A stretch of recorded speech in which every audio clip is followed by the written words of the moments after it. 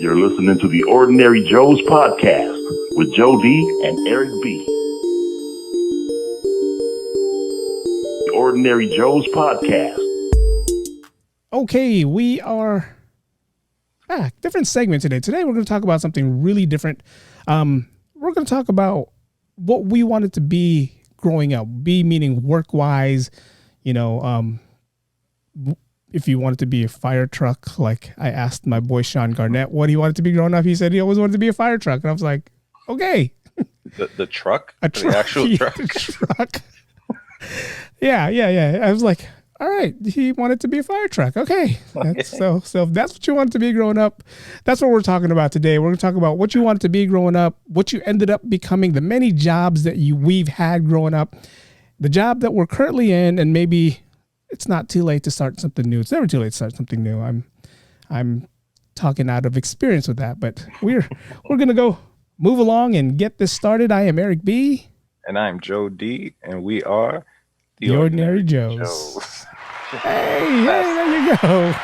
Got it done. All right, Joe. You're younger than I am. I'm going to let you go first. What did you want to be ever since you were a kid? What did you always want to be growing up? It could be anything. Fantasy, you wanted to be a Jedi Knight. Yeah. Whatever you wanted to be, man. What did you want to be growing up? Man, I was all over the place as a kid, and not much has changed. Like, I remember the first thing saying that I wanted to be when I grow up was like, I want to be a lawyer. Okay. I didn't know what a lawyer was, though. I had no clue. It just sounded cool. I heard it on TV, and I was like, that's what I want to be. I want to be a lawyer.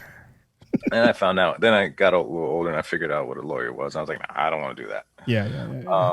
But I think early on, and this really hasn't changed that much. I always had I wanted to be like a graphic designer, or not graphic designer, but do like a kind of CGI movie stuff for Disney. Like I used to growing up watching Disney movies like everyone else, and I wish I could have been like an artist and been an animator and done all that sort of stuff for Disney movies, specifically Disney though. That was what I wanted to do. Nice. And I would still love to do that. Yeah, I mean, again, it's never too late, right? It's never too late to do anything.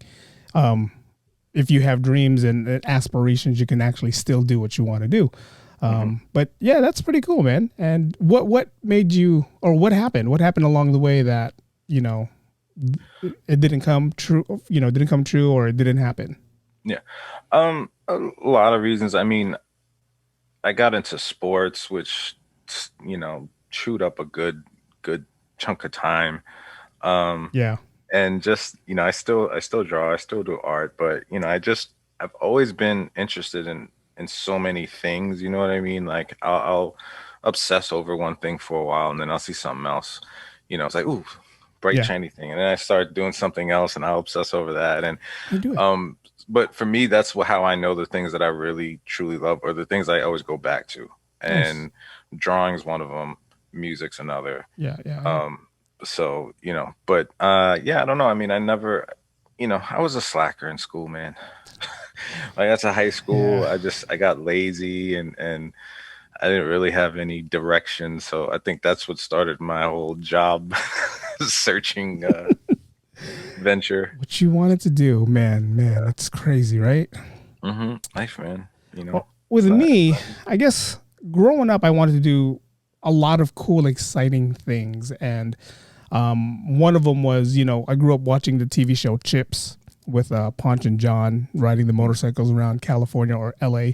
So I wanted to get into some kind of law enforcement. And I was like, oh man, this is something cool. And then I started watching shows, besides Chips, that had to deal with, the police, the real police roles that they have to do.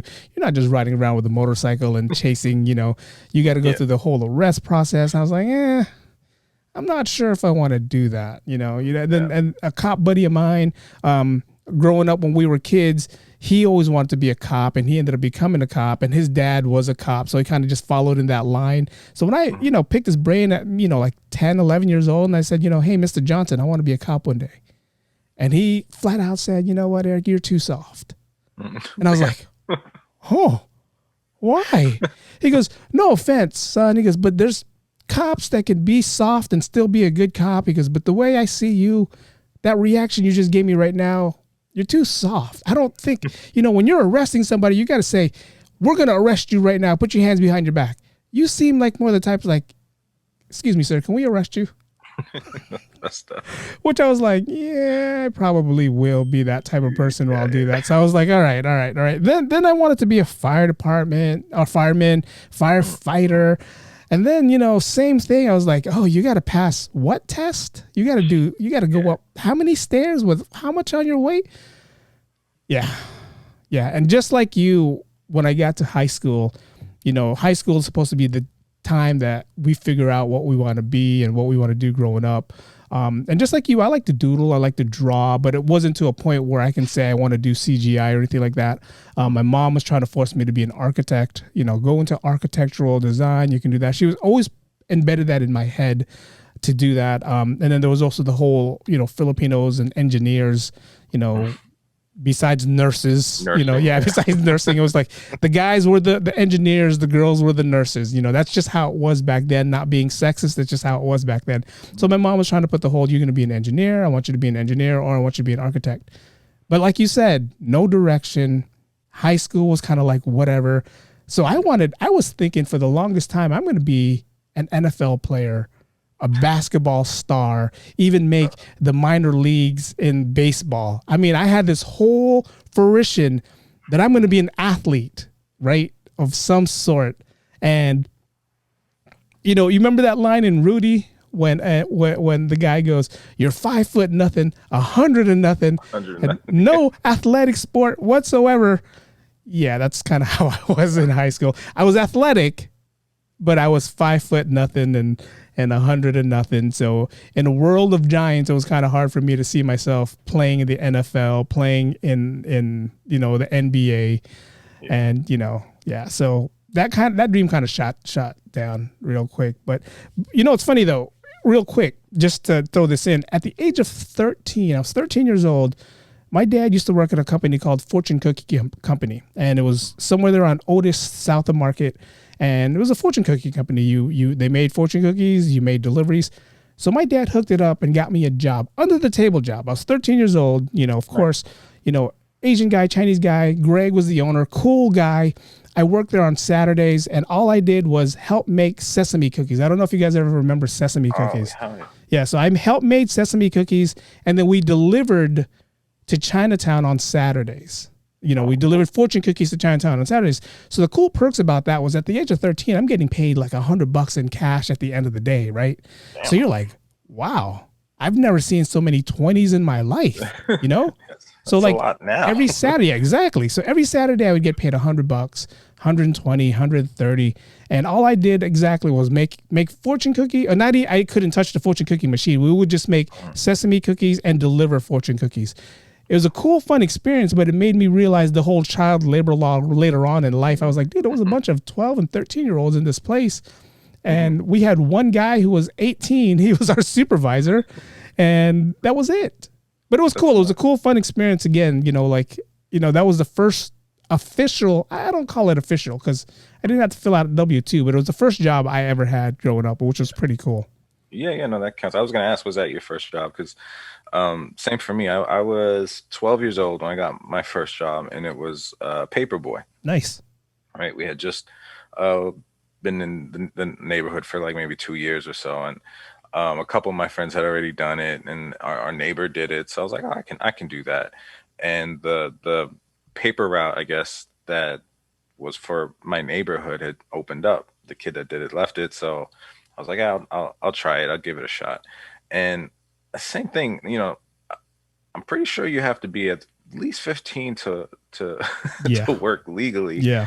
Yet here we are, 12 years old, walking in the street up to strangers' houses, knocking on doors, trying to collect $1.50, and grown-ups are ducking us, And I mean, I loved it. It was a cool job, but it was like during the summertime, and all it took was that one hot day where all my friends were going to the pool, and they're just like, come on. I'm like, I got to deliver my papers. And all my friends at some point in time had that route, so everyone knew it. So they all like helped me, and they're all delivering my papers with me, and I had to split up my money. But yeah, it was a cool job. And my dad, I don't know if I mentioned this before in another episode, but my dad's a mailman. Okay. And my at that time he delivered to our neighborhood. So my paper route was actually a small portion of my dad's actual postal route. Okay. So he took me like the first couple times through my route to introduce me to everyone to say, hey, this is my This is my kid and all boy. that. So, that it helped a lot. It didn't really help too much with collecting. Yeah. And then, and then early, Sunday papers, thick circulars, coupons, all that stuff. So he would get up with me super early on Sunday Do all that. mornings, Yeah. Yeah. help me deliver it. God bless my dad. He worked six days a week and then had to get up on Sundays to help me do the paper. So, needless to say, it lasted like 2 months before Wow. I was like, okay, I think I'm done. And here you are at the hotel doing the same exact thing during the same certain time at night, right? It's funny. Foreshadowing of my life. That's a Marvel movie right there. Okay, in play. It's funny you say that because and sometime in my adulthood life, I was introduced to a job similar to yours where it had to deal with paper, but I was more that guy behind the line that would call people. Monday, it was a part-time job. I worked from like 5 to like 8 o'clock at night, and I would just go to this one area in San Francisco, and we had our own cubicles. We had a phone in front of us, and we had a list of people we had to call. And all we were doing was we were calling them and trying to sell the San Francisco Chronicle to them. And the deal was, and it's funny because I still remember the deal. And like the guy who he was our supervisor, he was like this nerdy guy. He was like, "Hey guys, I don't care how you guys say it. Just try to sell as much papers as you can, and whoever, that's the kind of guy we had, right?" So you could have cursed him out, like, "Hey, buy this motherfucking paper, bitch." No. That was one of the things that we couldn't do. We couldn't do anything illegal like that. But he was like, as long as they can say yes at the end of the day, that's fine. So it's like, I wanted to get into radio at this time. So I was trying to do this whole fake, like I would have this like, "Hey, this is Eric calling from the San Francisco Chronicle. And guess what? Today's your lucky day. We're going to send you five free San Francisco Chronicles. And all you got to do is pay $1.50 a week for the Sunday paper." And when people were hearing that, they were like, "Wait, 5 free? 5 free? And you're going to..." Am I on the radio? What did I win? And it's funny because this one guy, of course, you got that one hater that is like, "Hey guys, he's telling everybody it's free." And I'm like, "What are they paying for?" And he goes, "The Sunday paper, which is $1.50. They're like, "Yes." So if they're paying for the Sunday paper and we're delivering them Monday through Friday paper, what does that make that? Then they were like, "Free." I'm like, "Well, there you go." So he's getting 5 free papers. Yeah. So of course I, told them my secret. So they started using that line, and next thing you know, the numbers, I was like, "Hey, this is supposed to be for me. You guys are stealing my stuff." But yeah, I was in the same boat. I was selling the newspaper. It was kind of like a paper route, but not really. But that's one of those jobs where it's a part-time job. It wasn't a career. I didn't want to make it a career. I was in between jobs trying to get into radio at the time. So, I was practicing my radio voice, and it kind of worked out a little bit. So it works. It kind of reminds me. I made a list when we decided this is what we're gonna do, and to see how many jobs I have, and I'm almost embarrassed. It's been a lot. I'm 40 years old, and I've had 15. I believe I got 15 jobs, 16, and I feel like I'm missing something. But one of those jobs was a telemarketer, and that what you just said kind of reminded me. It's exactly what it was. And this was back in, say, late 98, 99, right when cell phones were really just starting to become popular. And I was selling a cell phone service along with a free phone. So it was a pretty good deal. Wow. Like you sign up for the service with X amount of minutes, whatever it was, and you get a free phone. And I was getting kind of like the area I was getting was like New Jersey, the suburbs, and it was during the day, so I was getting like a lot of like just moms and housewives and stuff like that. And I remember when I went to, I didn't even know what the hell telemarketing was. And when I went to the interview, she's explaining it to me, and she's like, "So we're just gonna have this dialogue." She was like, "This will be yours, this will be mine," and she had to step out of the room. So I was just reading, and I started memorizing it. And so she left me in there for a while. So I just I knew it by heart. So when she came in, I was totally doing my like thespian. I was all into it and like giving it everything. And I hear her get up and leave and talk to the other lady. And she's like, "Oh, he has such a nice speaking voice." She's like, "He's perfect." So I got the job, and I don't think I ever made a sale. I got close. I got really, really close. But then I felt pressure because everyone that was sitting around me could hear that I was getting to the next step. Like, you'd read the script, and then you get to the next part. So there's another dialogue. And so like, I'm sweating cause I'm getting closer, and I just like, everyone's crowding around me. And I couldn't close the deal. Sales is not my thing. Oh man, it's hard, man. It's hard. I think I did that job for maybe 3 weeks. Yeah. I was just like, I can't do this. And the funny thing about these telemarketing jobs, and you can agree with me on this one, is like there's a rebuttal for everything, right? If they say no, this is the next line you have to read. Yeah. If they're, oh, I'm thinking about it. If they're thinking about it, you jump down 2 lines and this is the line you got to read. It's just a way to try to get them to say yes. And then once they say yes, you go to that next level and this is what you say.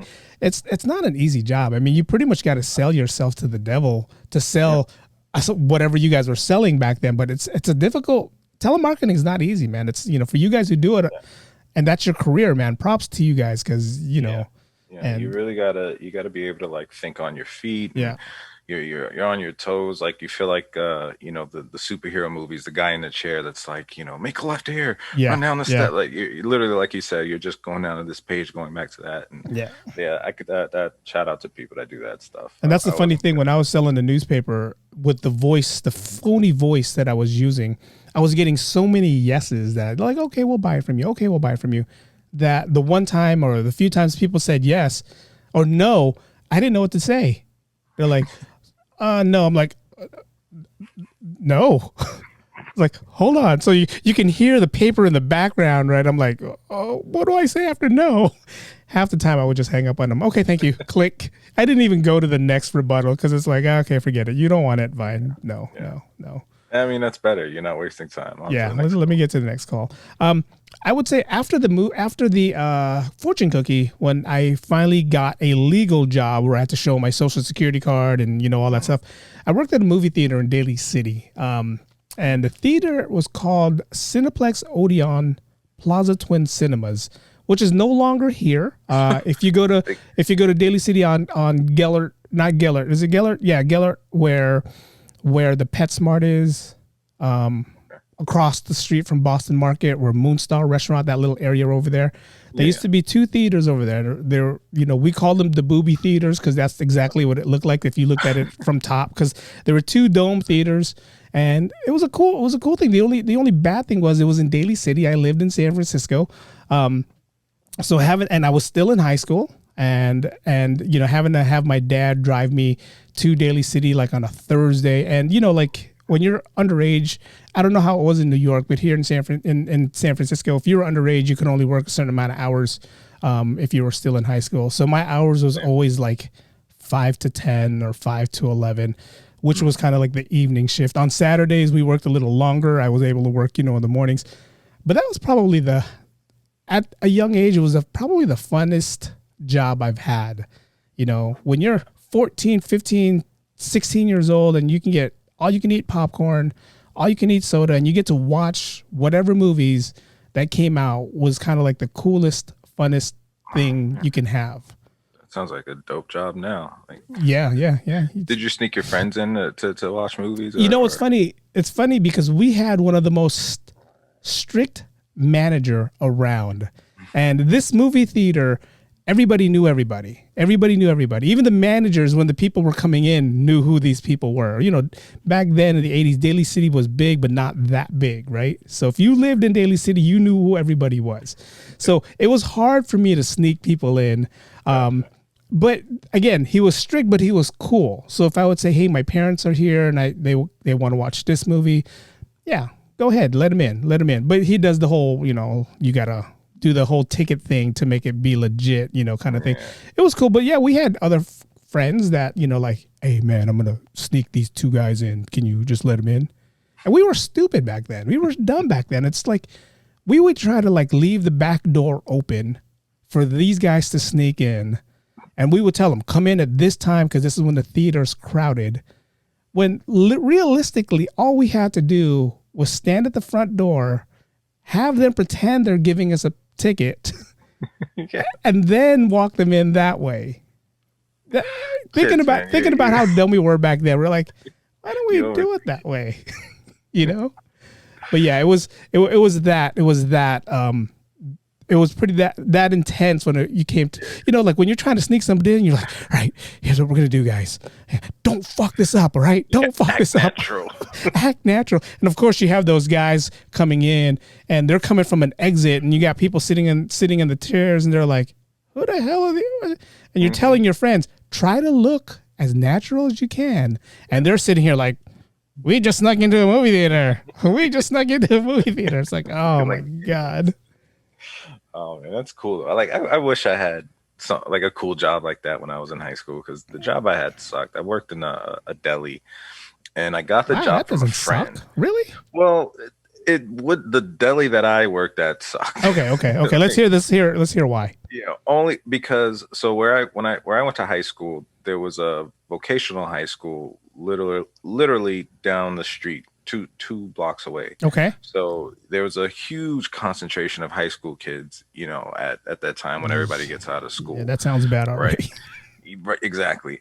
The deli that I worked at was like kind of in the middle, sort of, or adjacent to both of them. So that was like, depending on what school you went to, that was either the first or second deli you go to when you get out of school. Okay. So that was where I worked.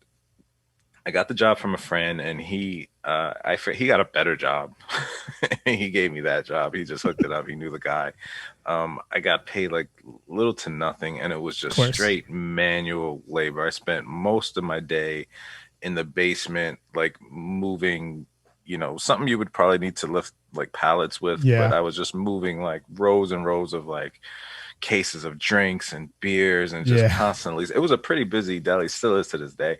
So I was it had one of those fridges that you would load from the back. So like where the customer's opening, like behind, you can kind of see in the back. Yeah. That's where I was, a lot of the time. So I mean, it was fun in that respect, because I could mess with my friends and kids from school, and they're like buying drinks and stuff. That was fun. But other than that, like, the guy was like a slave driver. He was really mean. He was like this Russian guy, and I really honestly don't even think he liked me. I'm not sure why he even hired me. I give you a job because your friend says you're nice. Yeah, basically that's what it was. Yeah. So, but hey, it gave me extra cash in my pockets. I didn't have to beg my parents every day, and that was like the main thing, was having that freedom that you didn't have to beg your parents for money. Yeah, it was, and it's funny because when you were a high school kid, were you in high school during this time? Yeah. Okay. I was. So when you're in junior or something, when you're in high school and you have cash, everyone looks at you. And what's the first thing they think of when you have like all this cash because you're working a legit job? They think like you're a freaking drug dealer. Mm-hmm. Like, whoa, dude, what kind of drugs are you selling? My remark or my response to them would always be, I don't know, ask your dad. And I would always say that, because if you're going to be a dumbass and ask me, dude, what kind of drugs are you selling? You have all this cash. I'm going to be like, I don't know, ask your dad. He would know.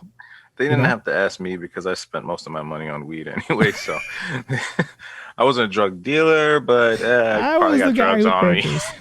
It'd been funny if you had that guy, the owner would be like, hey, I just pay you in weed. Okay. I mean, that was the cool part. That was the other cool part, though, was that I could eat or drink whatever I wanted. Oh, yeah. So, that was cool. I mean, I knew I had all the new snacks. Yeah. It's like, hey, Joe, can you hook me up with that new Perrier water? Yeah. But like, dude, they got the Mystics. Remember those? Yeah. So, Joe, does SEMA really have alcohol or no alcohol in it? You remember the Zima or SEMA? Zima. Yeah. Wait, that did have alcohol, right? I don't remember. I don't know. I think Zima was one of those a few fake ones. Yeah. Like O'Doul's, that was like. Yeah, those are. I want to say Zima didn't have alcohol in it. I want to say. I don't remember. If you guys remember, leave us a comment. Let us know if Zima was the one with the alcohol. There was a couple that didn't. I don't remember which one did, because if it didn't have alcohol, why am I going to buy it? Give me the one with alcohol. Really, and O'Doul's tasted like similar to Heineken. It's like, why would I go through that if it doesn't have alcohol? Exactly. I mean, it's like going to McDonald's and buying like the biggest meal in the world and saying, "Can I get a Diet Coke with that?" Why? Why? But man, yeah, it was cool things. I mean, like the I think the best part about having the many jobs is later on in life when you had as many jobs and you have a list. I unfortunately didn't have a list, but I did buy a notebook. Nice. So I'm going to start writing things down. So I didn't have a list, but I'm just going off the top of my head. But there's, I did the movie theater twice. I did it once as a teen, and then I did it a second time as an adult, just because my buddy was a manager at the Galaxy Theater. I don't know if you were around for the Galaxy Theater. It was on Van Ness. It was an all glass theater. They tore it down, and it's now like an old folks home. It's a one of those, but it was a cool theater. And as an adult, your perspective of a movie theater is so much different from when I was a teen. When I was a teen, I was like, they're like, "Hey Eric, we need you at the register." Like, okay, hey Eric, we need you to pop some popcorn. All right, I'm gonna pop some popcorn. You're one of those, right? And as an adult, they're like, "Yo, Eric, we need you in the ticket booth." Man, I don't want to be in the ticket booth. This job. What? All right, well, we need you to pop popcorn then. Is the AC working at least? Because it's hot in that room. You know how hot it is in that room to pop? I mean, it goes, you can see the big difference when I was a kid working in the theater to when I became an adult working in the movie theater. And again, this was just a part-time job. During that time of the movie theater, I was working full-time at a place called Bodine's, Bodine Bakery. Really? It was on Hawthorne. This was a different part of the city. Hawthorne, south of Market by the Bay Bridge. When the 89 earthquake happened, they moved City Hall over there on, I want to say like Hawthorne and Folsom. So we were getting a lot of customers from City Hall or, the makeshift City Hall. And it was kind of a cool job because it was like, I started off as someone who was working on the register. Then I became the I don't know what they call it, the main sandwich maker. And then I became the delivery supervisor. So I was the one in charge of all the catering. I'm sorry, catering supervisor. There you go. So I was in charge of all the catering department on that part. And kind of just like you, when you said you were like, you can eat whatever you want when you worked in the store, it was kind of the same thing. We can eat whatever we want. We had a cool crew that worked there. The manager that we got, this guy named Brian, was from New York. I'm sorry, he's from Minnesota. Sorry, Brian, if you're watching, Minnesota, New York, two different places. Minnesota. Sorry. He's a big Vikings fan. Hey, got the purple phone in the back. He's probably thinking of that right now. But yeah, it was a cool, what makes a good job is the people that you work with. And this place, it was cool. And it went from like, everybody loved being there. Like, I don't remember how many times I called in sick because I always wanted to be there. And it's just like that guy, Brian, made it cool and fun to work with. And, it's like on a day where you have like 30 catering jobs that you got to do, like a normal person would be like, oh, fuck, I got 30 catering jobs. Like, I'm going to call in sick today. Brian will be one of those like, hey, check this out, man. We got 30 catering jobs that we got to do today. If you can get these 30 out today, drinks is on me later on. Oh, man, and you're like, great. I'll have 25 done in the afternoon, man, Yeah, and then I'll get the other 5. Yeah, that's how cool he was. And he was kind of the guy that made me realize that you have to be a cool supervisor manager in order for everybody below you to want to address how you are and how you work. And, shout out to Brian again. Now he's doing his own thing. He's a wine connoisseur. He's, foodie. He's doing all this stuff and traveled the world to do all this stuff. And a cool guy. And he's the reason why I lasted that long in that company. And when I got to the movie theater, it was kind of more Brian was kind of out the door. I wanted to leave. So I was like, I didn't want to be there anymore. I was trying everything from radio to working in the theater. I was touching on a lot of things on what I wanted to do. So it was a cool thing. Yeah. That's cool. Now, and I know exactly what you mean by, the people you work with making a big difference. Because one of the harder jobs I think I've had was a direct care worker. I worked in a group home for mentally disabled adults. Okay. I was in my early 20s. For sure the most rewarding job, not to sound cliche or anything like that, but it really was like you felt like you did something worthwhile at the end of the day. But it was hard. It was a really hard job. My first day after training on my own. The guy I was working with had a seizure, Oh, so it was like worst case scenario on the first day. You know what I mean? yeah, Thankfully, he yeah. was okay and everything was good. But that job, I worked with, let me see, four four of my friends from school. Five of my friends from school. One of Okay. them was our manager. Uh, Out of the five, four of us played football together. We're all Nice. big guys, and the house that we worked in had big guys as patients who, like, if they ever had kind of outbursts or things like that, you're trained to kind of take them down in a safe way where you don't hurt them, you don't hurt yourself, things like Yes. that. But they still needed big guys to work there. So we all worked together. But honestly, it was a blast. It was more fun days than not. It was an actual home. We had a pool in the back with a deck and a grill. And Wow. yeah, and the whole job was pretty much about trying to, promote, independence and having them do as much as they can do on their own. So it was really just going out and doing stuff with them, and it was Yeah. great. And it was like the summertime. It was an awesome job to have. But I think had I not been working with like all my boys, all my friends there, it would have been a really, Yeah. really tough job to Yeah. stay at. Yeah. It's difficult, and I'm gonna bring back the whole hotel thing.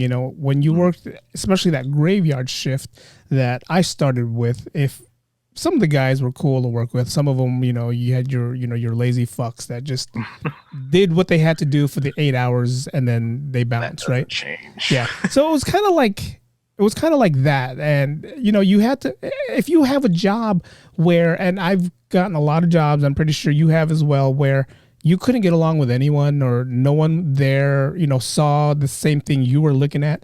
You just had to find a way to make do with it and enjoy the 8 hours that you're going to have being there. Even though you didn't like it, it's like, all right, all right. Pays the bills. Pays the bills. Let me ask you this. What was the worst job you had? Hmm. Sorry, I'm just taking a gander at my. No, no worries, no worries, no worries. I got a few. Well, I got a few, but I got one that I really didn't like it, so I'm gonna definitely go get Yeah, into that. yeah. I mean, I don't know. I don't know if it was the worst job I had, but for sure, yeah, the job I didn't I liked the least Yeah, yeah, yeah. was I was a porter for a ice skating rink, and I was early 20s. I was in college, and it was on the weekend, Yeah. so that sucked, and it was graveyard, and it was like, for anybody that knows Staten Island, it was like in Tottenville, which is like the southern end of Staten Island. That's where, uh, let's just say, Trump supporters would probably live. Oh, that part of New York, Yeah, yeah. It's the red part of New um, York. people people with even my little bit of color aren't welcome there, Oh sort of my place. God. So it just it really sucked, dude. Like, it was cold at night. I had to sweep, mop, and clean this huge ass skating rink just for these old badass kids to come in the morning and like make it filthy in seconds. Oh, God. I busted my ass on the ice. I can't tell you how many times. The first time was just ridiculous. It was like a National Lampoon's like kind of scene. Like, my feet went up in the air, all clean. Like, oh man, I just I'm laid not on the laughing at ice. you, man. I'm not You laughing at you. sure? I'm not laughing at you. I'm just trying to imagine that, Well, all right, here's the thing. The first night he told me, he's like, "Do you know how to skate?" And I was like, "No." He's like, "Well, there's skates there if you want to use, if you want to practice, but you can go out on the ice with your boots." Because I yeah. had to clean the inside of the glass, and I was allowed to play music on the system, which was cool. So, I had my DMX going, "Y'all Yeah, yeah. gonna make me lose my mind," right? And I'm like feeling it, and I'm cleaning, and I'm dancing, and it was like, like you could even hear my feet, and then boom on my back, and I just laid there for a second, just contemplating all the Oh, mistakes and decisions I made in life. Like, what am I doing why with am I myself? here? But that didn't last. That job did not last long at all. The only reason why I'm laughing, man, is because I've seen so many people slip on the ice, and me trying to imagine you doing what you're doing. I'm just imagining how long did you finally realize, fuck it, I'm just going to fall, before you tried really hard to keep your balance and not fall? I tried. Because I had the Windex bottle, the paper towels, and I was. Oh man. Oh man.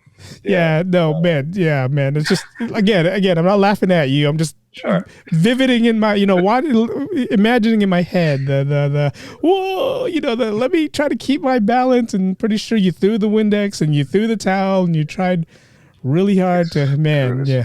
My ass was wet for the rest of the night. You were pissed off at the world after that too. I bet you, right? Like, yeah, I fell. It would have been funny if there was a camera, man. If there was like a CCTV or a camera. And the funny, there could have been. I don't know. And I was never in the office, so there could have been. I didn't know about it. Maybe that's something that they go back and laugh at. Hey, remember this guy? I'm gonna have to start watching all the funniest home videos that they show, and maybe you're on there and you don't even know it's you. This ice cleaner guy feeling DMX. I blame DMX, man. I blame him too, man. He got you dancing, and that's what happened. I was feeling it. You were feeling it on your ass and on your back after. Oh, man. But yeah, worst jobs. I mean, we always have memories of our worst jobs. And to me was after I left the hotel, I got a job working at the pier, and I was like excited to work at the pier. I'm like, all right, you're going to work at the pier. You're going to do this. And I'm like, all right, cool. I came from the hotel making, I would say around $25 an hour. Right. I'm like, all right, I'll work at the pier. It's a pretty cool job. I get there and I'm seeing all these like SFPD guys walking around. And I'm like, so how often are these SFPD guys? This is during the whole interview process. I'm like, how often is SFPD walking around here? They're like, oh, that's not SFPD. I'm like, who are they? He goes, that's security uniform. I'm like, they look like cops. He goes, yeah. We have the whole SFPD look. The only difference is the patch says Pier 39 Security, and instead of SFPD, but you had the whole look. And I'm like, all right. The whole look, but not the gun. Yeah, the whole look, but not the gun. And I got a funny story about that too, as well. So I said, all right, I'll take the job. I'm like, in between jobs, I'm gonna try my best to get back into a hotel. So let me get this in between. And then they were like, yeah, we're gonna give you like $14 an hour. And I'm like, $14 an hour. I went from 25, at a 5-star hotel watching drunks. Now I'm gonna go down $10 to watch people steal, and what's the whole purpose of security? It's not to stop anybody from stealing, right? They tell us it's to observe and report is what it is. Right. Observe, report. Anything else after that, you got to call the SFPD or the cops, right? There's a deterrent. Yeah, exactly. So I take the job. I'm watching all these other guys. They're all giving me high fives. And they're like, oh, congratulations. These are young kids. And, one of them like straight looks like gung-ho SFPD. He has a baton that's like coming up to here. And like, so they're giving me my uniform. They're like, oh, here's your vest. I'm like, vest? They're like, yeah, we call it the stab vest, but it's supposed to be like a bulletproof vest. I'm like, what are we guarding here? What are we guarding? I mean, they gave you got cuffs, you got a flashlight holder if you didn't have one. You had a baton holder, and they gave you a vest. And I'm like, why do I need a vest? They were like, well, because sometimes when you stop people from stealing, they're going to want to stab you. I'm like, oh, fuck stab. What about shoot? well, that's why you have a vest. So now, who's stopping anyone? I'm not stopping them. I'm not stopping. Exactly. I'm going to observe and report. That's my duty. So first day at the job, I'm like, okay, where's my baton? Because I'm seeing all these guys with the batons, and I'm walking around with like, me and my gloves, my glove routine. I have my gloves. That's probably the only thing I had that I could use as a weapon, and maybe even a flashlight.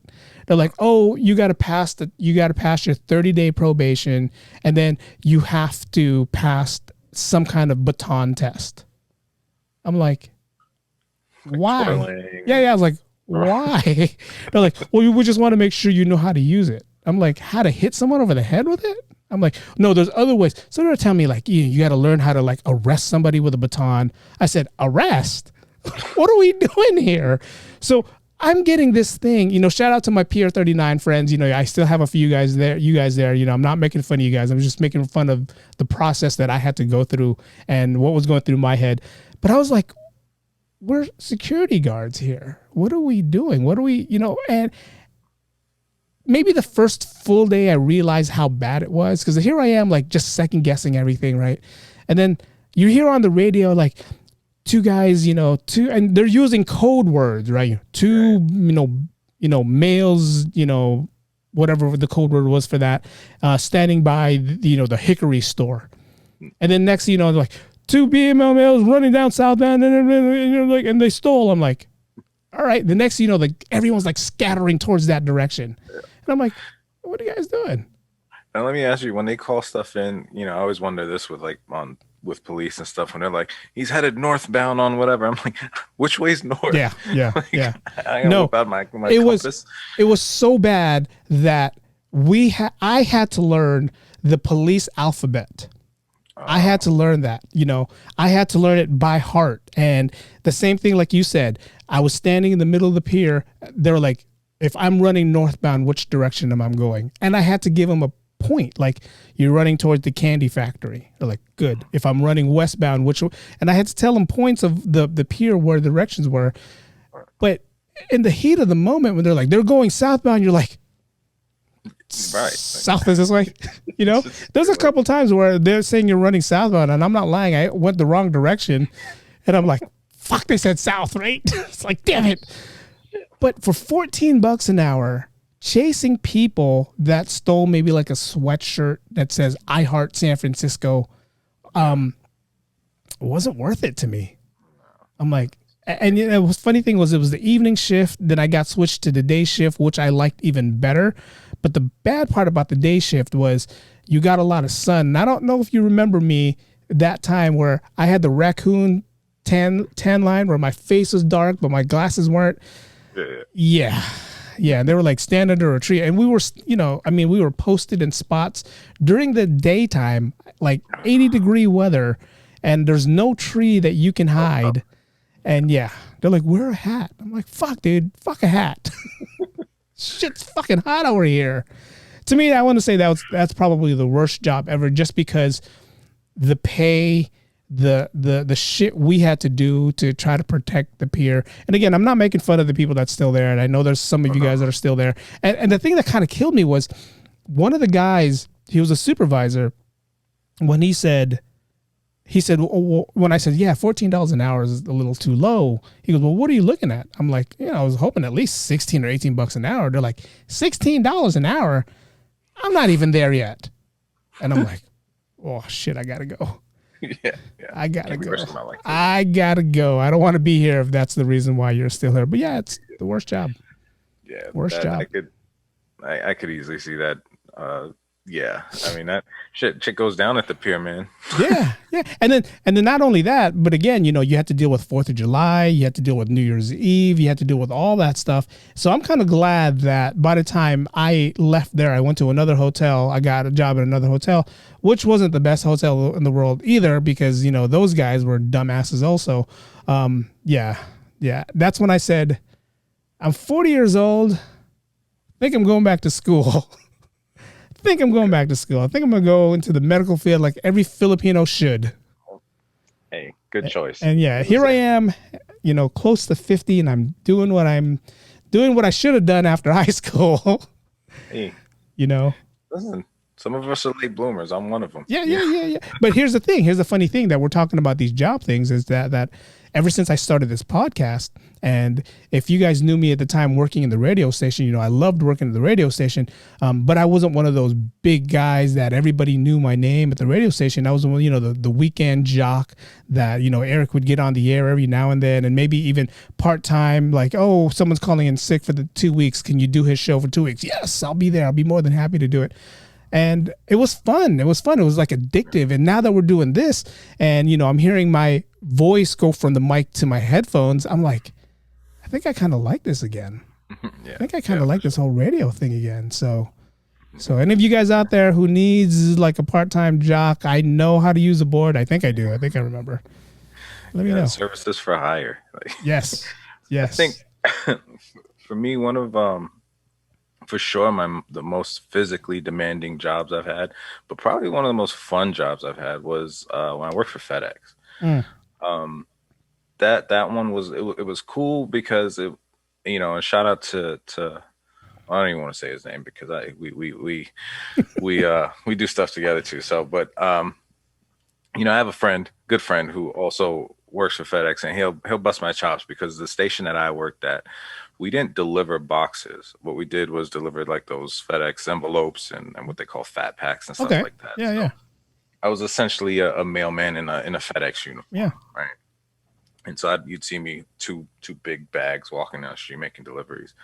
But you know, this nonetheless, it's still, you know, I probably take, you know, twice as many stops as someone at a box station, you know, and you're basically just running around. If you ever been the summer or in the winter in New York, you know, Mm. the weather's it's brutal, and you know, sometimes doing double shifts. I'm the new guy working 14-hour days, and you know, you're just I was best shape of my life, but you know, it's just like some days it's like, come on, just imagine having to go work out every day without Oh, having the choice of not going today. yes. That's pretty much what FedEx was. But on the flip side, though, you know, it was in Soho, Tribeca, you know, Little Hollywood, what they call in New York. Yeah. So it was real trendy neighborhood, just north of the Trade Center. This was, you know, years after 9/11.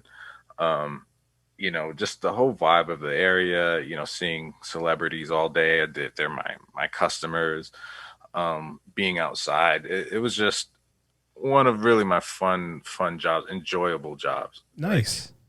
that one was real cool, and um, good company too. Very good company. Yeah. Very similar to the company I work for now, as far as you know, the culture of the business and how they treat their employees and Yeah. how they really care about service is number one. There's really no, put it this way, during the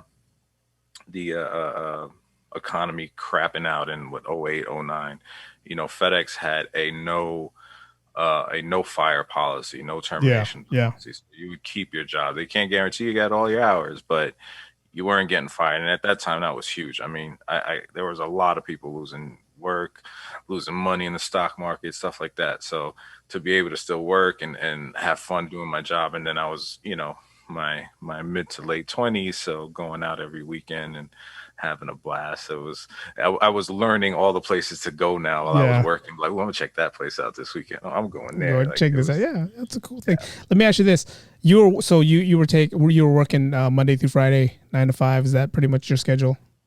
Yeah, probably a little earlier than that. Okay. I would say probably like the thing about FedEx is they want you off the clock. They want you to finish your deliveries as fast as you can and get off the clock as fast as you can. So Okay. when I first started, for the first year or two, I was a part timer, so I was done by like noon. And then when I went to full time, same thing. You know, 2 o'clock, you're out of there. So I would start at Nice. maybe 6 and be done by 2. So So you it had was a weekend. I mean, pretty much you had a I had, weekend. yeah. You were able to do. That's cool, man. That's cool. That's cool. You know, the first time. I mean, you've always heard of FedEx and UPS, and my FedEx story was when the movie Castaway came out, and you heard how FedEx paid their employees, and you know their plus one to go watch the movie.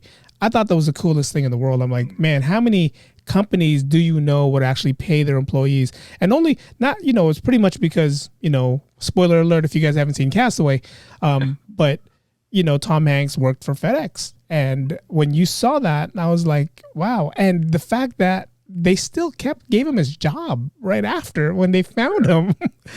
And I was like, wow, that's a cool company to work for, man. And were you able to watch Castaway? Did you guys, I don't know if you were still there when they came out. No, that this was actually before I started working there. Excuse me. This was Okay. Castaway came out before, so no, I missed that. But there was a lot of perks working for FedEx, because technically FedEx is labeled as an airline company. Oh, So when I oh, worked there, we got discounts on flights, which was amazing. wow. Really good discounts on flights. And in the heyday, you could just go to an airport and show your FedEx ID and fly standby and go wherever you wanted, you know. Wow. I want to say it might have been specifically to JetBlue, I was but about to I ask. want to Okay. say, Okay. it could have been others. It's been a while. I don't remember, but Nice. that was one of the cool things Nice. about Nice. that job. That's pretty cool, man. I don't know, man. I'm trying to I'm trying to think what my favorite job was, or something I had fun doing. I'd want to say probably working in the radio station was probably one of the best fun jobs. I got to meet people I got to meet Tupac, I got to meet Janet Jackson, and this was during Poetic Justice, Nice. and interaction with celebrities like that. I also did. I was also a personal trainer for a while for 24 Hour Fitness, and a couple private. And in that field, I got to meet celebrities as well. For you male adults, even some of you female adults. I was going to ask you about that one, but I don't know if this is something you're thinking about, but I got to train Nina Hartley. That's what I was thinking about. Yeah. Super porn star here, and she went by a different name. She went by her real name. I'm not gonna tell you her real name, so you guys Google her real name. But Nina Hartley, I didn't even know who she was. I just get a call from my manager. Hey, you got to head over to Berkeley. There's a client over there that nobody wants to train, and I'm like, why? They're like, well, you go figure that out. And at the time, I was one of the supervisors in the health club here in the city. So I said, all right, let me go check out what's going on over there. Let me go see why they don't want to train it. I'm thinking it's just like, a bitch that no one wants to train because she, as a personal trainer, it's kind of like we tell you what to do. You don't ask and you just do it. So we're thinking, maybe she's trying so hard to not do the workouts we're doing. So I get over there and then you see this fitness manager's like, she's right over there. She's sitting on the machine. She's working on her hamstrings. I go over there and I'm like, oh shit, it's Nina Hartley. I'm like, oh wow. Wow. So for the whole time that I trained her, I'd never brought up her whole adult star or whatever. Like maybe for about a month till she finally said, you seem like the age that you would know who I am. But you haven't asked anything like a normal guy would ask. I go, what would a normal guy ask you? Because usually a normal guy would ask, hey, can I get a, whatever from you, right? She's a porn star. Use your imaginations. Yeah. And I'm like, wow, people would really ask you that? They're like, yeah, you don't understand. Like I go to a restaurant, a waiter would slip me a note and be like, can you meet me in the back stall at da-da-da-da-da? And she's like, I can't just have it. So we were talking like real. Like, so after I meet him in the back stall, I'm like, then what? Do I get a free meal? What's going on here? So then we kind of hit it off, and it was like I just talked to her as a regular person, and she became one of my favorite clients, and everybody was like, wow, how did you turn this bitch into the nicest person in the world? And I'm like, well, I didn't treat her like a porn star. I didn't talk to her like the porn star that you guys are probably thinking she is, which she does. But it's not like I'm going to be like, hey, so that scene you did when you were on all fours, the only time I've asked her a question about her movies was when I said, how were you picked to be in Boogie Nights? That's the only time I asked her anything that I never asked her about any adult movies, like, or how was it with this person? How was it with that person? Never asked her. That was none of my business. If she felt like telling me, she told me. But I asked her about Boogie Nights, and she said, hey, I had to be just like everybody else. I had to sit there and audition for the role. And I'm thinking to myself, you're just sitting there getting laid. What kind of audition is that? Yeah, but hey, she's a cool person. And again, that industry was probably the funnest industry I worked in, other than the radio station. Radio station, again, like you said, it had perks. If they knew who I was and I go to like a Starbucks or a coffee shop in the radio business, I get free coffee. They would offer me free coffee, which was kind of the cool perks about working in the radio station. The bad perks was you get stalkers too. There was a couple people where it's like, someone say, hey, dude, there's someone downstairs and, they're looking for you. And I'm like, dude, she was here yesterday. Like, yeah, she's here again. So that was like the bad part about, doing that whole radio thing. So that's why here in this podcast, you guys probably realize I only say certain things or mention certain things because I kind of learned what to say and what not to say. Just because, the last thing I need is like, hey, there's a person standing outside your door. Yeah. I'm like, fuck, how do they know where I live? Jeez. But man, it was cool. I mean, those are the cool, memorable spots. And what I love about me and you, and this is probably the big reason why we relate so well, is we had so many jobs that required us to have customer service skills, and we had to be the fakest fucks of all when it came to being, yes, my pleasure. Yes, I'll be more than happy to do that. But in the back of our heads, we're like, you fucking lazy ass. Can't you carry this by yourself? You know, but that's how we got along, because it's like you and I knew how to fake it. When I got to the hotel, the other guys didn't know how to fake it. You know, they knew how to be security. Yeah, they knew how to be security, and then they would complain and they would argue. I was like, dude, just do it, man. Just get it done. Yeah. You know, where me and you were like, hey, can you bring this luggage up to my room? Based on going up to 1414, carry this. Like, where's the bellman? Why isn't the bellman doing that? That's okay, I'll do it. You know? I'll take care of it. Yeah, like that. It's like, I want my $20 tip. And the funny thing about it too is like, I've never ever wanted to do jobs with customer service. Yes. You know, like I'd rather not.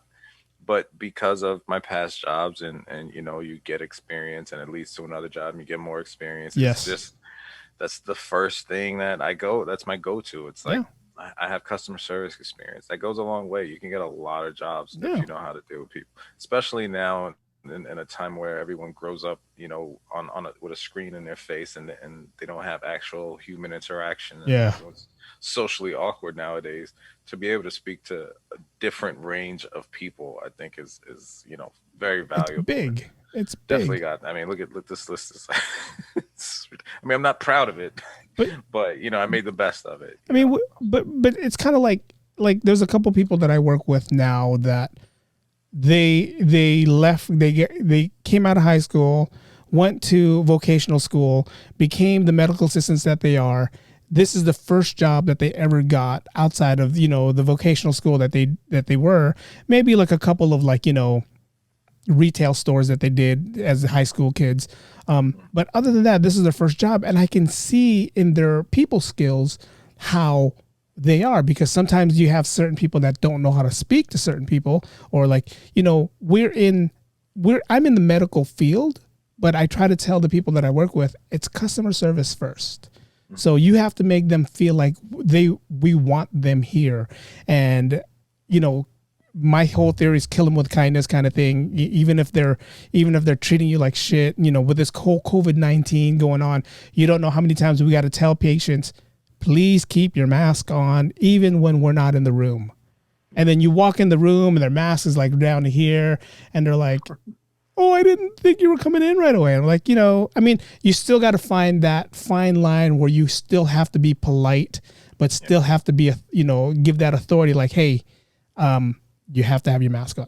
You have to keep it on, which is difficult, but it all starts with customer service. And I thank the many jobs that I had in the past for me to be where I am right now, because I think if I was one of those kids where I only had one job and I didn't really have people skills, I'd be one of those, like, every little person in the world would annoy the hell out of me. You know, it's like, God, why are you like this? Didn't I tell you to put your mask on? What's going on here? You know? Yeah, that's true. And then, you know, working in the medical field for a while, I worked as a pharmacy tech for a while, and I did that just before FedEx. That was at one point what I wanted to do. And the pharmacist that I worked for, he was great. And he always had to, you know, he would always remind me, he's like, look, you have to remember, people coming here for their medicine. Almost everyone coming here doesn't feel good. They're dealing with some sort of ailment. They're not in the best of moods. So just try to think of how you would feel if you're going through something, if you just had a surgery, if you're feeling like crap and you got to go get your medicine and you're in line, or you've been waiting for 45 minutes and longer. Like, try to put yourself in those shoes. And that helped. It really did, because early on I was just like so frustrated with all these people, a lot of old people, and everyone's cranky and yelling at you. And I'm like, well, Jesus Christ, like, what? I'm just trying to get you your stuff. And then just kind of putting myself in their, you know, position and looking at it from their perspective, it really does make a difference. So I think, I'm grateful that I've had so many jobs that kind of train me from where I'm at now. You know, 'cause I'm happy with my job now. Breaking news, sports alert, just to let you know, for you guys who are interested, or for Joe, who's definitely interested, Tampa Bay is going to the Super Bowl. They Nice. just beat Aaron Rodgers Wow. 31-26. So just quick update on the sports update. But yes, You real quick. yeah. For the guys at work, shout out to Jonathan and Kevin. They listen. We made our picks, and my picks were Green Bay and Kansas City. Obviously, Green Bay's not making it, but I said if Tom Brady and the Bucks win today, they're gonna win the whole thing. They're gonna win the Super Bowl. So, all you Brady haters, I hope you're like sitting there cursing out the TV right now. I'm one of them. I'm a Brady hater. I want him to do it. I'm a Brady hater. But you know what, though? Let's change the topic a little bit. Sorry for you guys who are concentrating on all the many jobs that we had. Tampa Bay's defense is the only defense that I can think of that can stop Kansas City if Kansas City beats Buffalo. I'm picking for Buffalo. I want a Buffalo-Tampa Bay Super Bowl. You heard it here, Tampa Bay, Buffalo, and I think if that happens, Buffalo's going to beat Tampa Bay in the Super Bowl. That's my prediction. Either way, I think it's shaping up to be a pretty good Super Bowl with the teams that are left. So it should be fun. And then I really do hope Patrick Mahomes is not playing hurt. Well, I hope he gets knocked out and they knock him out the way they did last week, and then he realizes that, man, maybe football's not for me. Maybe I need to retire, and next season we don't see him at all. Yeah, you Niners fans, you guys talk about New Yorkers. You guys are vicious. No, we just, it's like, dude, if you couldn't learn your lesson from that, it wasn't even a hit last week. It was just like they pulled your neck muscle, and you all of a sudden you had some kind of concussion protocol. Just imagine if you took a hit, So he was knocked out on his feet. His head hit the ground. Yeah. He was pretty bad. All right. Back to what we're talking about, man. Let me ask you this: did you ever want to do anything in sports other than be an athlete? I mean, when I was a fitness trainer, there was so many times that I tried to become an athletic trainer for a major sports team, but there were so many times that, of course I got denied because I wouldn't be here right now if I was working for a sports team. But was there any time where you wanted to do something like that? I honestly always thought it would be cool to be like a referee in the NFL. I always thought that that was a cool job, being like there, in the action and seeing it up front and talking to the players and kind of like getting to know all them and stuff. But I mean, as far as like pressure goes, I don't know. There are very few jobs that have more pressure than that. I mean, come on, man. We all could be referees. We all know the signals, or we all know that. So we all would have been good referees growing up. But I don't think I would have been able to run up and down the field the way they do. Yeah. I mean, shout out to all the referees, minor leagues, professionals in college. These guys are running up and down the same way these athletes. They're not, taking hits, but some of them do take hits. But I can't do that. Even in basketball, I can't do that. I think the best thing I would be is an umpire, because you're just standing there, not really doing anything.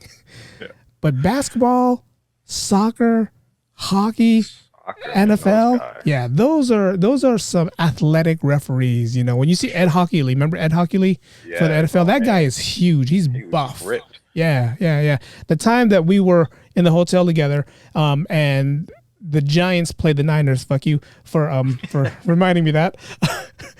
Ed Hockley was one of the referees that was staying at the hotel, and when I saw him, I was like, "Wow, that's Ed Hockley. That's Ed Hockley." Nick Dillon's over like, "Fuck the Giants, fucking Giants, fuck Giants." Yeah, I don't think a referee would be. I'm better off as the couch referee. I'm better off as couch referee. They deal with a lot of stress being a referee, man. Blown calls to everything. I can't do that.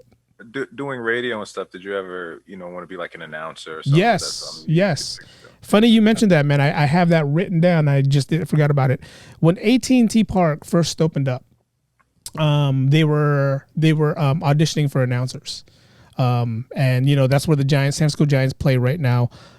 Shout out to my girl Renelle Lewis for getting the job and still the PA announcer for that job. But yes, nice. I went in there. There was a bunch of us in there, and of course, all these people were like full-time radio jocks. Elvis from the Doghouse. I don't know if you remember the Doghouse back in the days. Elvis was the sidekick to JV. He was the guy that was before me. And I'm sitting here, looking at my script because they give you a script of what you're going to read, right?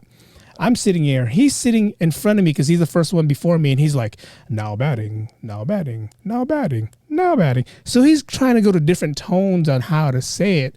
And I finally said, hey, why are you doing it in different tones? Then he said something to me that I never, ever would have thought of in a million years. He goes, if the score is 10-1 and the Giants is losing, you don't want to go, now batting. You don't want to sound too happy. He goes, so you want to go like now batting, number 25, Barry Bonds. I'm like, oh. He goes, and for the away teams, you don't want to sound excited either. So I'm like, dude, you're giving me. And so I said, hey, thank you for sharing and, giving me these critiques. He goes, neither one of us is going to get it. And I said, really? Why? He goes, did you see who the first person was to audition? And I said, no. He goes, it was Renelle Lewis. I said, Renelle from, the old KMEL days? He goes, yes, she's going to get it. She's a minority. She's a female. This is what this organization is looking for now for the future. I didn't understand what he meant when he said that because I was like, well, fuck, I'm going to, go in there and be the best I can. So I go in there and I'm a minority. I'm a Filipino guy that you guys never heard of before. So, I'm saying my name. And then the first thing they said to me was, your last name is hard to pronounce. And my last name is Balanag. What name can you use to shorten that up? So I said, well, I'm just probably going to go as Eric B. They're like, Eric B. what? Like Eric B, the initial B. They're like, well, we'd have to change it. We have to give you a last name because you can't just go Eric B. Because, you're not a DJ. You're not a DJ. You're a PA announcer. So let's give you a name. Let's give you a last name. So they changed my last name to Bottle, right? What? Bottle. Should have been Eric Ball. Bottle. Bottle. And they said this is just for the audition, right? Mm-hmm. Like, audition for the game is Eric Bottle. And I'm like, fuck, that does not make me sound Filipino. So they give me this list, and they're giving me a list of names of, most of them were really part of the Giants, right? And the last one was this Puerto Rican player who had 4 last names, right? And he goes, what would you do with this one? To me, I'm killing it, right? I'm like, now batting number 25, Barry Bonds, now batting first base, I'm killing it. I'm like, this shit's going to be cool. I'm using my radio voice. And then they're like, all right, call this guy's name. He's a pitcher, Puerto Rican pitcher. He's like, all right, pitching now for the San Francisco Giants, Jose Miguel Santos Perez. And it's like, and they're like, Santa de la Cruz. They're like, you're going to have to say, and I kind of stopped after the 3rd or 4th last name. They're like, dude, you're going to have to say the whole thing. I'm like, I am, but dude, his name is this long? He goes, yes, his name is this long. So then, the audition's over. They give me a call 2 weeks later. They want to do a call back, but then the person on the phone says, hey, we listened to your audition. It was pretty cool. But let me ask you this. Is that your real voice that you're using? And I said, no, it's the voice that I normally use when I'm at the radio. And then they said, okay, thank you. Hung up. 2 weeks again later, they call me and they're like, well, we're looking for someone who has more of a natural voice that doesn't have to change their voice every time they're on the radio. So I said, okay. And then, a couple months later, they announced that Renelle Lewis is going to do it. And then listening to Renelle, I took this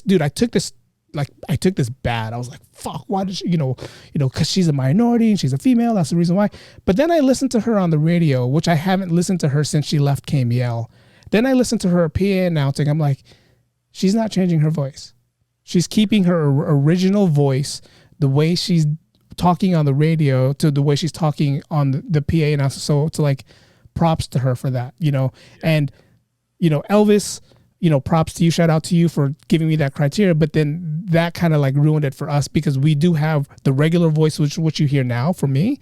And then I have the, hey, my name is Eric and this is what we're going to talk about today. They didn't want that. If I did the whole regular Eric, then I think I would have got that. So. Right. And I guess it makes sense. I mean, if you're going to be, say, the voice of the franchise, Yeah. interviews, things like that, they don't want you to have to be in character all Yeah. the time. Yeah. So, Like if I saw, understandable. you and you're like, hey, you're the PA announcer for the Giants, I'd be like, yes, my name is Eric Bottle. How are you doing, Mr. Joe? Bottle. Jeez. Yeah, Should have went Eric. with ball. Yeah. Makes sense. Yeah, ball would have been, but but again, it was just for the audition. It wasn't for anything big. I think if I would have got the job, I would have came up with a better last name than that. But then I kind of told them too, like, dude, I'm Filipino. I want everyone to know I'm Filipino, and Philip Bolanag is a Filipino last name. They're like, yeah, but it's hard to pronounce. And I'm like, if you heard it for the first time, it's hard to pronounce. But if you say it over and over again, you'll get it. Yeah. So. I don't know. I think I already lost the job before I even got the job. So He was right. As soon as they saw her, he's like, shit. Tore up his fucking dialogue. Like, forget it. Let's give him a hard Puerto Rican last name. Yeah. Just like Jesus.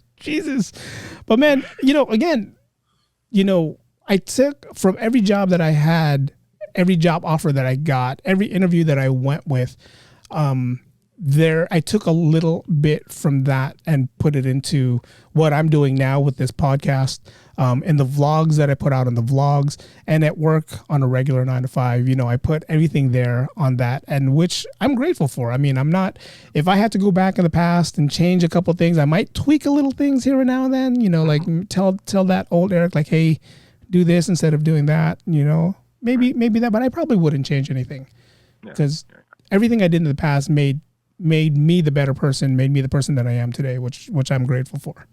Yeah, I mean, I think I agreed. That's the biggest thing to take away from this. Like, it's okay, the younger listeners, like, if you're trying a bunch of different things, if you get a new job and you realize, this is not for me, it's all right to leave and do something else, because, that's part of growing up, finding who you are, finding what your niche is, and what makes you tick, and you're not going to find that if you just doing the same thing over and over.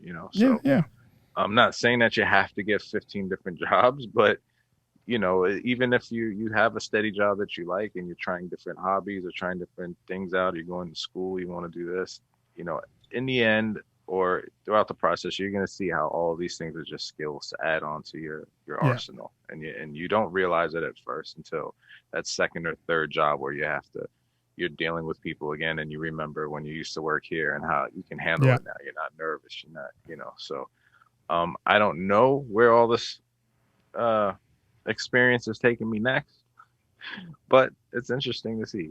It's fun. I mean, I like my job now, and so unfortunately everything's kind of stalled out, but I'm actually looking forward to seeing people back in the hotel again, and having foot traffic and interacting with people. I didn't realize how much I would miss it. I figured, God, this is great. It's so quiet and we can chill, but I'm ready. I'm ready for some human interaction.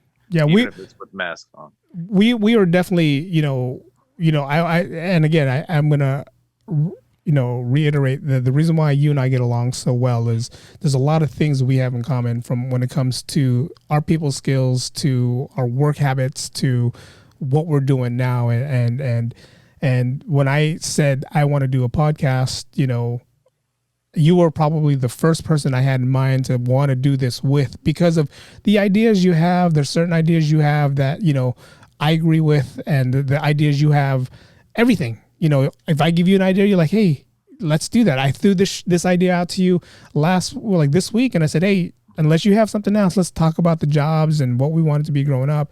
And you're like, dude, that's cool. That's perfect. Let's do that, which is kind of cool, because it's not a lot of thought involved. You do have to think about the things we did in the past. That's the only thought involved. Other than that, there's nothing else. So that's why, like, having someone like you on this side, on this podcast, it makes things a lot easier. You don't know how many podcasts that I've seen or watched or listened to where they don't get along. They hate each other. Oh yeah. But they have to do it. Yeah, it's really, oh my God. But they have to do it because that's what the job is making them do. So having you on here, man, again, I wouldn't have done it with another person, and I'm glad you're here with me on board with this podcast. Yeah, thank you, brother. Same here. Like we've talked about doing something like this for a while, and I'm just glad that, we took advantage of this kind of crappy time to really get it off the ground finally. it Yes, really has helped. It's a stress reliever it in a is. way. It's so weird. It is. It is. You do it to entertain people and friends, family, and the strangers that are riding along with us, which is great, and we thank you. But there's something so kind of this like uh, meditative about it. Just doing it every week. Kind of some things we prepare for, other things we don't, but it's very cathartic. Just speaking and getting your thoughts out. It is. It's just there's something about doing what we do, speaking how we speak, sharing our story to people that makes it like you said, it's a stress reliever. It's one of those things where we're like, wow, I get to do this, and it's fun to do. It's like it's not there's not one time where I don't like doing it. It's like I love doing it. I enjoy doing it, and again, doing it with you is probably like a good thing, and I wouldn't probably do it with anybody else. But again, jobs that we did, this is what we talked about. Shout outs to everybody. Thank you guys again, who watches us on YouTube, who listens to us on all the platforms. Going through the analytic page right now, that 1% in Italy, I'm like, wow. Nice. Italy, Portugal, Ireland, Germany, UK, Taiwan. Shout out to you guys who are coming in and like, who's this ordinary Joes? Hey, Italy, man, comment. That is actually my first place on my, when everything kind of Nice. dies down and blows over. Italy is my first trip that I want to make. And so, yeah, maybe we could do a podcast about vacation. Nice. Maybe that could be the next one. Yeah. Where are we going to go after this COVID-19 thing? You guys, leave us comments. We are available on the Ordinary Joe's podcast at gmail.com. Also catch us on our Instagram page. Same thing, the Ordinary Joe's podcast. Leave us comments. You guys, if there's ideas you guys want us to talk about, you guys want to jump on our show, let us know what your idea is. And if you're not a crazy lunatic fan that'll be on my front door, maybe we'll get you guys on. Maybe we'll do that. But again, this has been fun. This is, again, a stress reliever that we have, that we do once a week. You can catch Joe also on his podcast. He does a few podcasts. Go ahead, Joe. What is it? Man, a Few Words podcast, which actually be doing one tomorrow. And Woken Up Woke, we have episode coming out Monday, 6 p.m. Eastern. That's going to be a fun one. We did, Nice. Instead of doing a kind of typical top 10 favorite actors, we switched it up and we did sort of a fantasy style draft where everyone had a turn and they picked their an actor. You had to do a lead actor, lead actress, Nice. supporting actress, and a villain. And if someone took your actor, you had to scratch them off the list and pick someone else. So check us out, Woken Up Woke Instagram. You can see the results, and then the show will be up Monday. And yeah, it's a lot of fun, that one. Nice. You can catch me on the daily podcast with me, Eric B. Yesterday's podcast, I put out a couple of ex-MLB prospects, not players, prospects. Really good interview, by the way. Berlin, thank you. Bertlin Watson and Charles Whitfield. Definitely check that out. Tuesday, it's kind of weird that I'm doing something on a Tuesday. I don't usually do anything Tuesday, but Tuesday I have another guest coming on. Special guest. I'm not going to tell you guys. I'll tell Joe when we're done. I'm not going to tell you guys who this person is, but I'll give you a hint. Person grew up in the Bay Area. Person likes to make people laugh. The person's Filipino. So that's my hint. My hint for Tuesday. Well, I've been doing Facebook Live, which I've been enjoying to do. So Tuesday, 8 o'clock Pacific Standard Time, we are going to go live on Facebook, and you're gonna see who it is. I'm actually going to finalize some things on Monday. So once I finalize things on Monday, then I'm going to throw it out who the guest is going to be on Tuesday. But until I finalize it, I'm not putting it out on social media because I don't want you guys going, it's Tuesday. It's 8 o'clock. Where's this guest? Who's this guest? I guess the guest is not coming. But that's what's going to happen on Tuesday. So that's you guys, Eric's Italian accent. That's my Italian accent or my Filipino fob. I don't know what it was. It was a different accent. But man, again, thank you guys for coming on. Thank you guys for the journey that we're going through. This journey will definitely continue moving forward. We're having fun doing this. We're enjoying doing this. And Joe, I am trying to hustle us to try to get on a bigger platform. I spoke to a couple people that I didn't want to speak to in the radio business. That's like, hey, you know what? I might need a morning show, guys, if you're willing to do it. But that requires maybe you and I quitting our full-time job. I don't know yet. We'll see about that. Yeah, I don't know yet. But if that happens, trust me, Joe, you'll be the first to know. But we'll see how that goes moving forward. But we will see. Yeah. Until next week, thank you guys for again watching. Thank you guys for listening. We are the Ordinary Joes. Joes, peace. See ya. Ordinary Joe's Podcast.